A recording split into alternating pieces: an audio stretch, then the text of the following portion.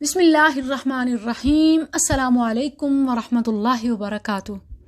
ناظرین و سامعین، پاکستان جیسے اسلامی ملک کے تعلیمی ادارے بھی اب محفوظ نہ رہے۔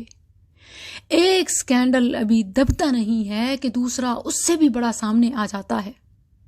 تعلیمی اداروں میں منشیات سکینڈل کے بعد اب قوم کی بیٹیوں کو جنسی طور پر ہراساں کیا جا رہا ہے، سیکشول ہراسمنٹ کا نشانہ بنایا جا رہا ہے، اور یہ کوئی یورپ، آکسفورڈ اور کیمبرج کی بات نہیں ہے۔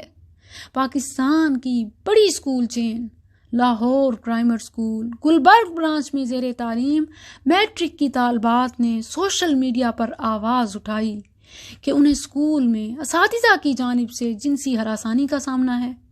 ثبوت کے طور پر انہوں نے اساتذہ کی جانب سے واٹس ایپ پر کیے گئے میسیجز اور تصاویر کا ریکارڈ فراہم کر دیا۔ طالبات نے شکایت کی کہ ٹیچرز بہانے سے قریب آنے پر مجبور کرتے ہیں، ذاتی نوعیت کے سوالات کرتے ہیں اور منع کرنے پر امتحان میں نمبر کاٹنے کی دھمکیاں دیتے ہیں، اور من پسند لڑکیوں کو خاص اضافی نمبر دیے جاتے ہیں۔ LGS کے بعد دیگر اداروں کی طالبات نے بھی ہمت باندھی کہ جو اب تک والدین کی عزت کی خاطر اور اپنی بدنامی کے ڈر سے خاموش تھیں، انہوں نے ہمت باندھی اور شکایات کے انبار لگ گئے۔ الیکٹرک میڈیا بھی آج تک اس بات کو چھپاتا رہا۔ سوشل میڈیا کے ذریعے یہ بات منظر عام پر آئی، اور آپ بھی مجھ سے اتفاق کریں گے کہ یہ بیماری بہت پرانی ہے، صرف منظر عام پر اب آئی ہے۔ اس سے پہلے لبرل اور سیکولر طبقہ مدارس اور مولویوں کو صرف بدنام کرتا تھا، اور یہ بات بھی میں علل اعلان کہوں گی کہ دودھ کے دھلے وہ بھی نہیں ہیں، 100% بچے ہوئے وہ بھی نہیں ہیں، کیونکہ اسلام کا قانون سب کے لیے برابر ہے۔ جب جہاں جہاں اس سے نظریں چرائی جائیں گی، پھر یہ کہنا پڑتا ہے کہ اس طرح تو ہوتا ہے اس طرح کے کاموں میں۔ کو ایجوکیشن، گرلز بوائز مخلوط تعلیم کا سسٹم اگر چند باتوں کی اصلاح اور پابندی کر لی جائے تو آئندہ کے لیے اس خطرناک زہر سے بچا جا سکتا ہے۔ اور یاد رکھیں، یہ بیماری اس قدر بڑھ چکی ہے کہ اب اگر جڑ سے ختم نہ کی گئی تو ناسور بن جائے گی، پھر نام تک نہیں رہے گا، اور پھر یہ مسلمان ہیں کہ جنہیں دیکھ کر شرمائیں یہود۔ اسلام تو بیٹیوں کی عزت کی حفاظت کرنے والا تھا، پھر کیا ہوا کہ اسلامی ملک میں اور تعلیمی ادارے جو ہمارے لیے فخر کا باعث ہیں کہ ان سے بڑھ کر اور ہم کہاں فخر کر سکتے ہیں، علم کی شان تو آسمان کو چھو جاتی ہے، لیکن جب یہی بیٹیاں اور یہی تعلیمی ادارے ہمارے محفوظ نہ ہوں تو بتائیں اعتماد کہاں کریں، جائیں تو آخر کہاں جائیں؟ تو آئیے ان چند چھوٹے چھوٹے سٹیپس پر عمل کیجئے، آواز اٹھائیے، حکومت سے مطالبہ کیجئے، حکام بالا کے سامنے یہ مطالبہ رکھیے۔ نمبر 1، طالبات کے لیے شرعی پردہ ہونا چاہیے، مکمل حجاب۔ اس واقعے میں بھی جب پہلی طالبہ نے انتظامیہ کے پاس جا کر شکایت کی کہ اس طرح اساتذہ ہمیں چھیڑ چھاڑ کرتے ہیں، سیکشول ہراسمنٹ کا نشانہ بنا رہے ہیں، تو انتظامیہ نے پتہ ہے کیا جواب دیا؟ کہنے لگے کہ آپ اپنا ڈریس کوڈ ٹھیک کریں، اپنے لباس پر توجہ دیں تاکہ آئندہ کوئی آپ کو تنگ نہ کرے۔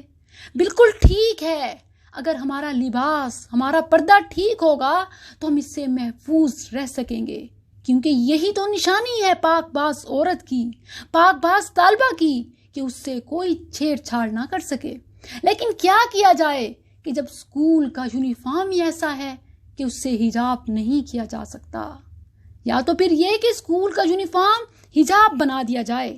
یہی میرا پہلا مطالبہ ہے کہ طالبات کے لیے شرعی پردہ، مکمل حجاب ہو، قرآن کی اس آیت پر عمل ہو جائے، یا ایھا النبی قل لازواجک وبناتک ونساء المؤمنین یدنین علیہن من جلابیبہن۔